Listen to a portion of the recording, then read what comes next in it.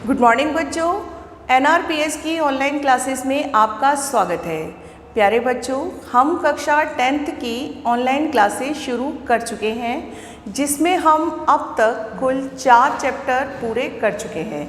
बच्चों, हमने सूरदास तुलसीदास पद्य भाग में ये 2 चैप्टर कंप्लीट किए थे।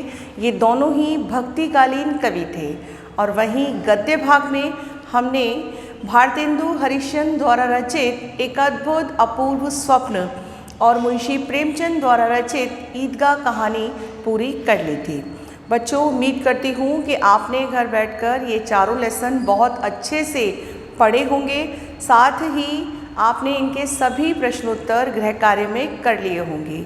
बच्चों, एक और महत्वपूर्ण बात जो आपको बताई गई थी कि सबसे पहले आपको 10th क्लास में लेखक परिचय और कवि परिचय का क्वेश्चन करना चाहिए।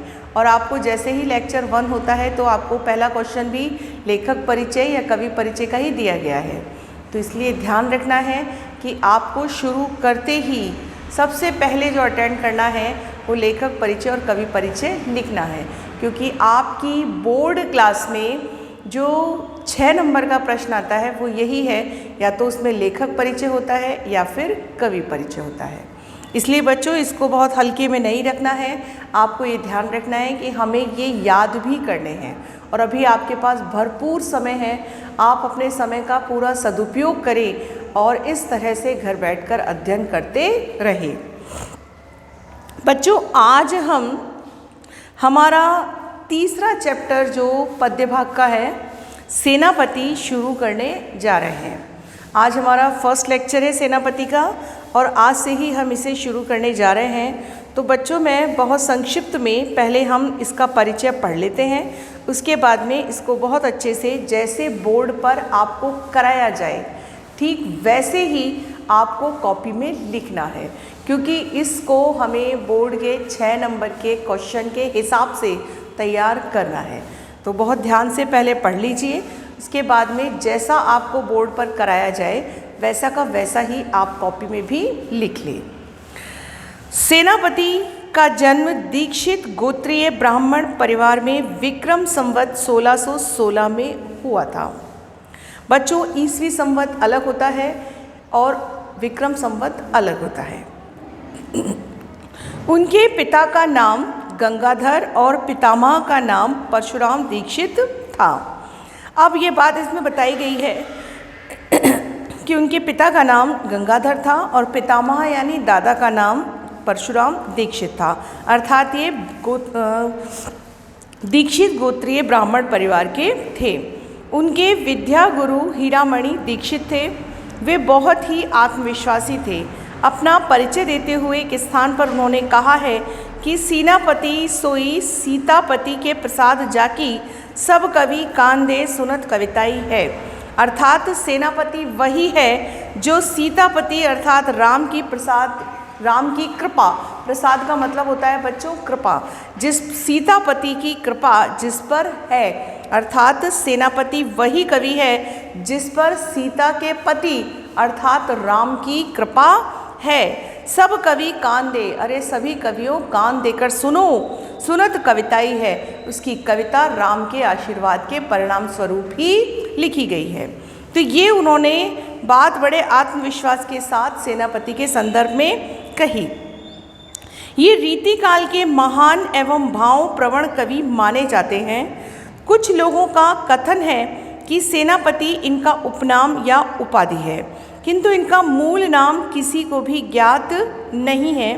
इस बात में कतई संदेह नहीं कि काव्य, कला और मौलिकता की दृष्टि से युगीन कवियों में सेनापति की भांति ही माने गए हैं।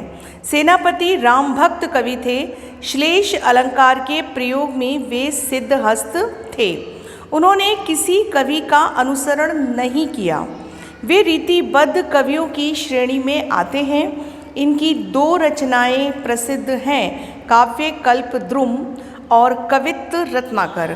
काव्य कल्पद्रुम जो अप्राप्य है अर्थात उपलब्ध नहीं है, अप्राप्य है, इनका काव्य शास्त्रीय ग्रंथ रहा होगा। इनके कवित्व में अलंकार और रस ध्वनि के उदाहरण एक से बढ़कर एक देखने को मिलते हैं। इन्होंने अलंकार संप्रदाय का अनुसरण किया है। सेनापति ब्रज भाषा के कवि हैं और साधारण शब्द भी उनके हाथ में आते ही सैनिक की भांति सशक्त बन जाते हैं। वे फारसी शब्दों का भी प्रयोग करते हैं। उनकी रचनाओं में प्रसाद और ओज गुण की प्रधानता रही है। परिमार्जित भाषा का प्रयोग और भाव गांभीर्य उनके काव्य की विशेषता है। तो बच्चों, कुल मिलाकर पूरा परिचय प्राप्त किया। अब जो किताब में लिखा है वो आपने सुन लिया। अब आपको करना कैसे है वो ध्यान से सुनना है। पहले कुछ ज़रूरी बात, आपने जो पहले दो कवि पढ़े थे वो दोनों ही भक्ति कालीन कवि थे। और बच्चों, सेनापति और देव जो आगे के तीसरे और चौथे नंबर पे हमारे कवि हैं वो रीतिकालीन कवि हैं।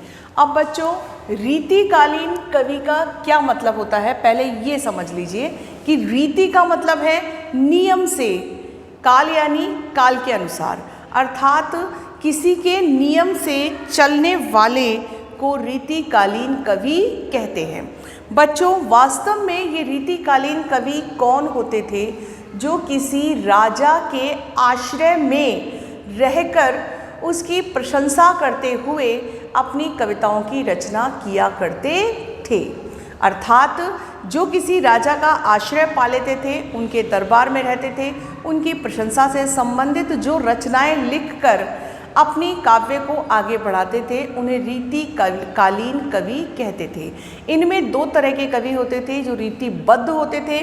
तो जैसे सेनापति रीतिबद्ध है, अर्थात इन्होंने किसी का आश्रय पाकर अपनी कविताओं को लिखा है। और वहीं दूसरे कवि होते थे वो होते थे रीति मुक्त, अर्थात वो उन बंधनों को नहीं मानते थे जो रीति काल के बंधन माने गए थे। तो कुल मिलाकर बात ये कही गई है बच्चों कि सेनापति जो हैं वो रीतिकालीन कवि हैं। तो अब हम सीधे सीधे जो भी बात इसमें कही गई है उसको बहुत ध्यान से सुनते हुए लिखेंगे। तो देखिए, कवि का नाम, सबसे पहले आपको कवि परिचय आप जब करें तो आपको ऐसे लिखना चाहिए, कवि परिचय। आप लिखेंगे कवि का नाम, तो कवि का नाम लिखेंगे सेनापति। सेनापति। उसके बाद कवि का काल, कवि का काल, तो काल है रीति काल। अब रीति काल में भी ये रीतिबद्ध कवि हैं, तो इसलिए आपको ध्यान रखना है कि रीति काल में इनको हम रीतिबद्ध कवि मानेंगे। आपको बता दिया कि रीतिबद्ध वो है जो रीति काल के नियमों का पालन करते थे, जो रीति काल के नियमों के अनुसार चलते थे, वो रीतिबद्ध कवि होते थे। और जो रीति काल के नियमों के मुक्त होते थे वो रीति मुक्त कवि होते थे। तो ये रीति काल के रीतिबद्ध कवि हैं। रीतिबद्ध कवि, तो ये रीतिबद्ध कवि हैं। फिर आता है इनका जन्म समय। तो बच्चों, जन्म समय इनका है विक्रम संवत 1616। मतलब जैसा आपकी किताब में लिखा है ठीक वैसे ही विक्रम संवत 1616। और जन्म कहाँ हुआ? ब्राह्मण दीक्षित गोत्रीय ब्राह्मण परिवार में इनका जन्म हुआ।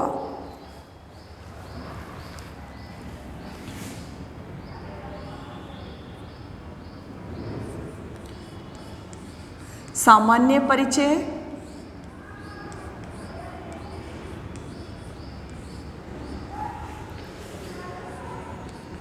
दीक्षित, गोत्रीय, दीक्षित, गोत्रीय, ब्राह्मण,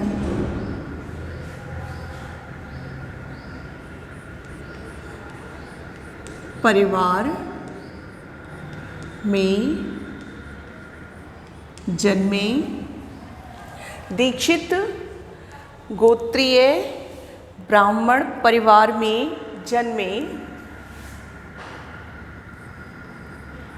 सेनापति,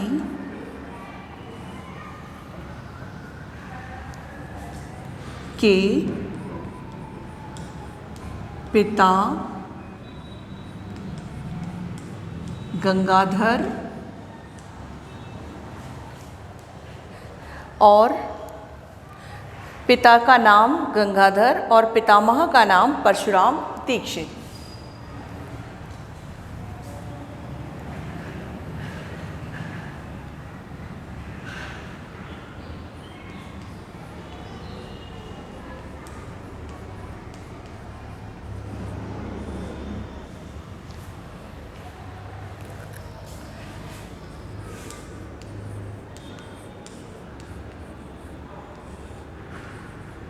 परशुराम दीक्षित।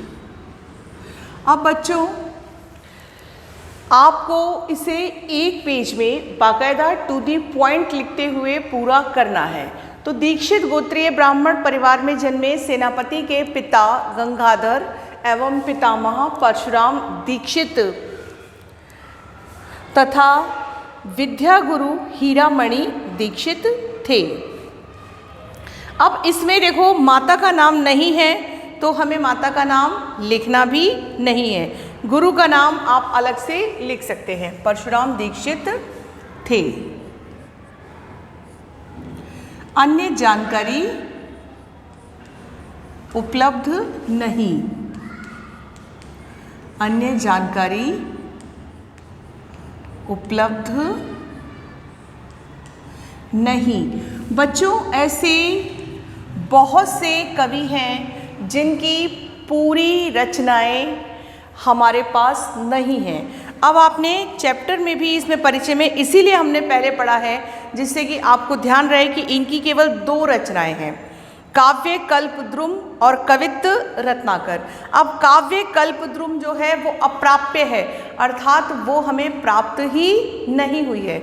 जब वो प्राप्त ही नहीं हुई तो फिर हम कैसे अंदाजे लगा सकते हैं। तो इनके बारे में जितना भी कहा जाता है वो केवल एक अनुमान के तौर पर ही कहा जाता है। केवल एक रचना इनकी उपलब्ध है, कवित्त रत्नाकर। उसमें जो जो इन्होंने लिखा है उसी में से हम पढ़ने का जो अंश है वो ढूंढ लेते हैं। जैसे ये जो आपका ऋतु वर्णन है ये भी वहीं से लिया गया है। फिर आते हैं इनके गुरु का नाम। तो इनके गुरु है हीरामणि दीक्षित। अन्य जानकारी उपलब्ध नहीं है।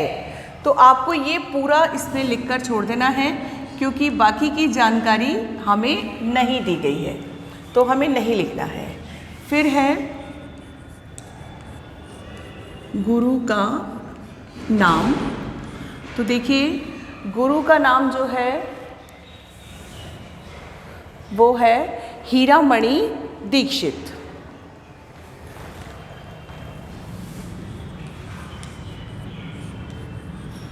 गुरु का नाम हीरामणि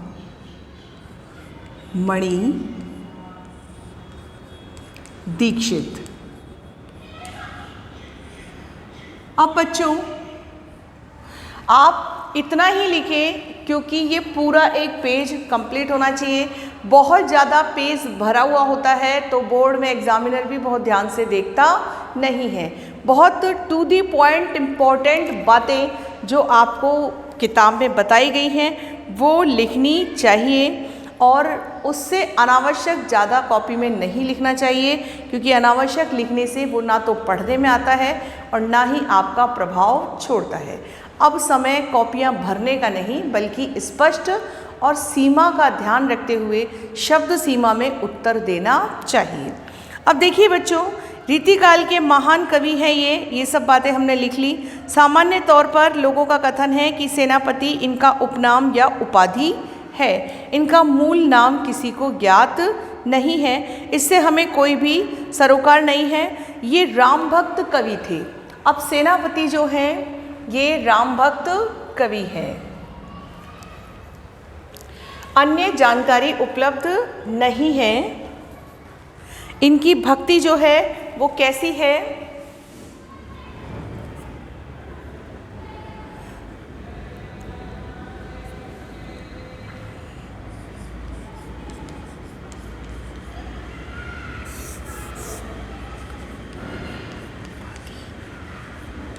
उपाधि या पदनाम। अब ये है शब्द कि उपाधि या पदनाम।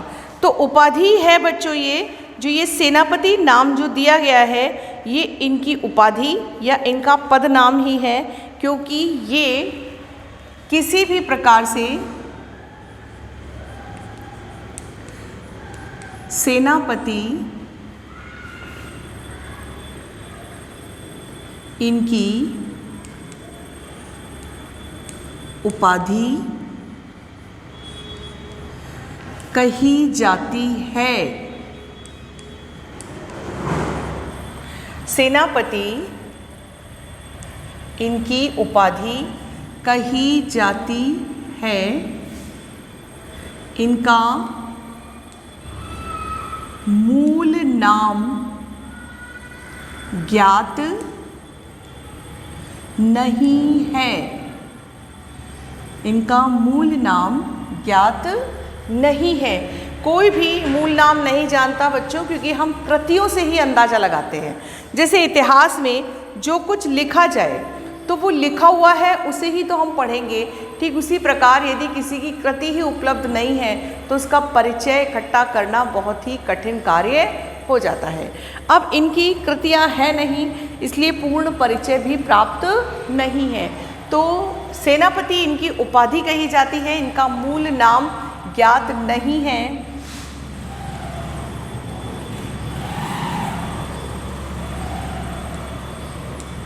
सुनने में आता है, सुनने में आता है कि ये राम भक्त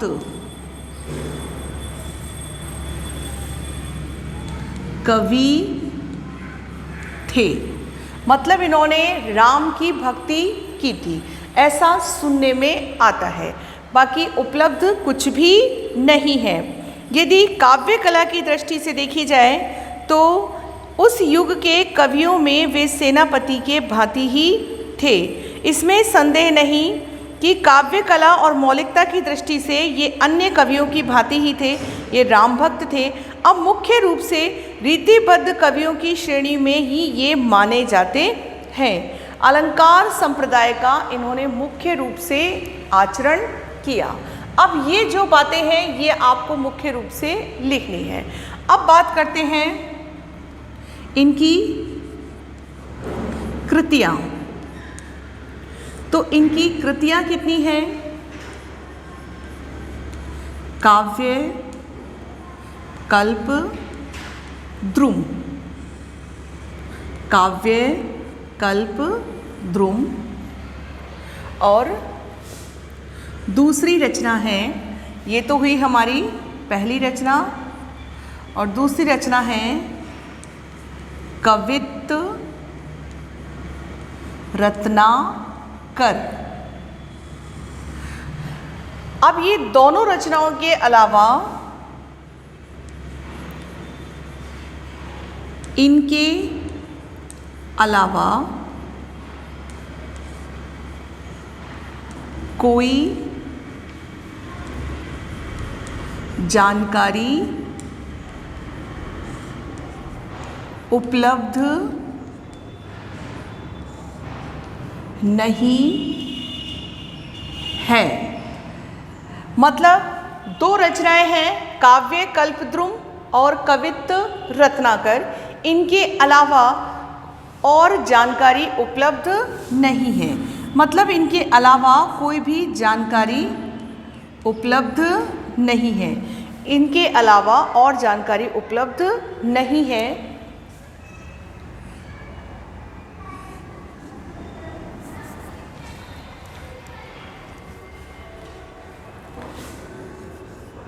काव्य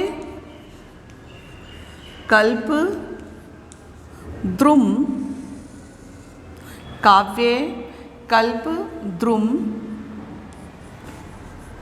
रचना भी अप्राप्य है, अर्थात देखी नहीं गई है। अब ये रचना जो है ये अप्राप्य है, जैसा कि पुस्तक में लिखा हुआ है कि ये हमें प्राप्त नहीं है। इनका काव्य शास्त्रीय ग्रंथ रहा होगा। क्या कहा गया है कि इनका काव्य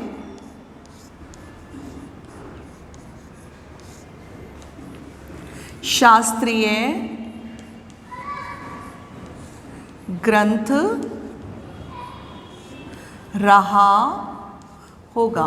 बच्चों, पंक्तियों से आपको साफ पता लग रहा होगा कि यहाँ केवल एक अंदाजा लगाया गया है कि ऐसा रहा होगा, लेकिन पूर्ण जानकारी उपलब्ध नहीं है कि इन्होंने जो कुछ भी लिखा वो लिखा है अपनी प्रकृति को आधारित करके, क्योंकि ये प्रकृति के सिद्धहस्त कवि जिन्होंने श्लेष अलंकार का विशेष रूप से प्रयोग किया, उसमें ये सिद्धहस्त माने जाते हैं। ये ऐसे रीतिकालीन कवि थे जिन्होंने श्लेष अलंकार को अपने अलंकार की मूल आधारशिला बना लिया था।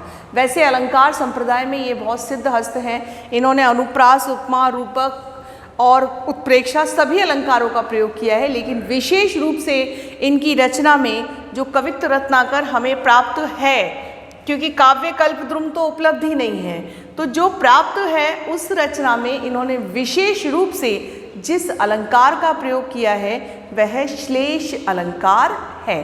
तो यहाँ ये बात ध्यान देने की है बच्चों कि इनकी कृतियाँ जो हैं वो केवल दो हैं, लेकिन दो में भी एक उपलब्ध नहीं है। अब बात आती है इनकी काव्य सौंदर्य की। तो बच्चों, इनका काव्य सौंदर्य जो है, काव्य सौंदर्य में मुख्य बात क्या है? श्लेष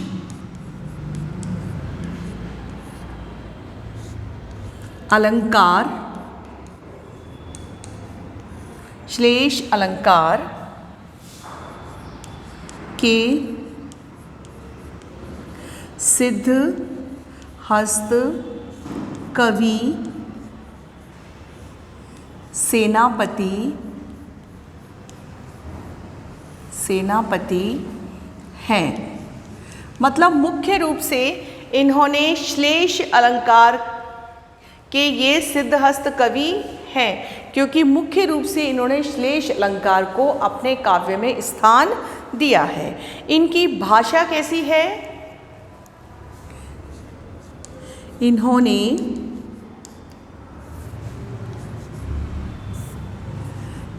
ब्रज भाषा में रचनाएं लिखी। अब दो ही रचनाएं हैं बच्चों, तो एक तो उपलब्ध नहीं है, तो कहा तो यही जाएगा रचनाएं लिखी। इनकी जो रचनाएं हैं वो किस भाषा में है? ब्रज भाषा में है। और भाषा कैसी है? परिमार्जित है और भावनाओं से भरी हुई है। अब मुख्य रूप से कौन से गुणों का प्रयोग किया है इन्होंने? ओज और प्रसाद, ओज और प्रसाद गुणों का इन्होंने प्रयोग किया। मतलब इनकी रचनाओं में जो गुण देखने को मिलते हैं वो ओज और प्रसाद गुण हैं।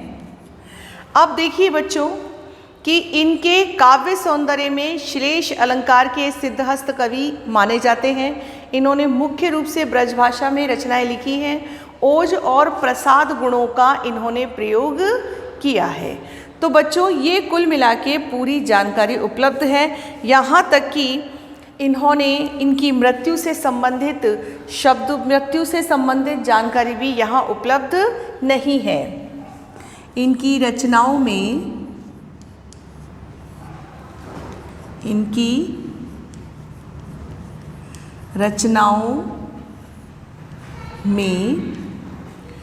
फारसी